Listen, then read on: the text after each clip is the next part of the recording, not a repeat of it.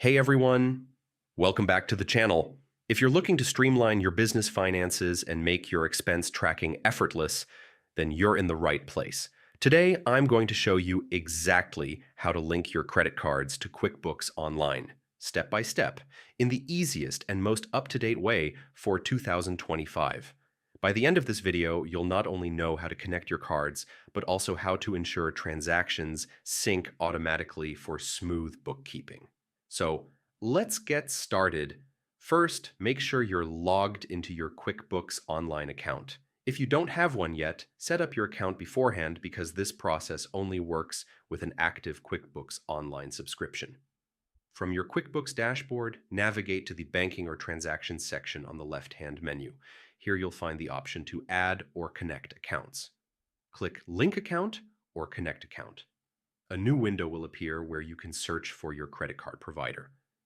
QuickBooks Online supports a wide range of banks and card issuers, including major ones like American Express, Chase, and Bank of America.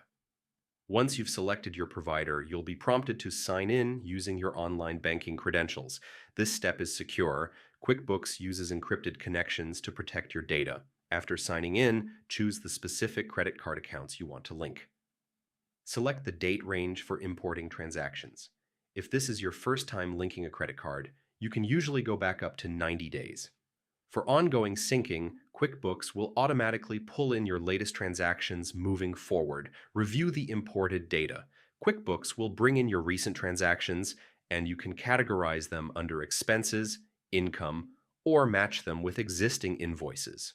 This step ensures your books stay accurate and up to date. And that's it. Your credit card is now officially linked to QuickBooks Online. Every time you make a purchase using that card, the transaction will flow directly into your account for easy reconciliation. And there you have it, a full 2025 guide on how to link your credit cards to QuickBooks Online.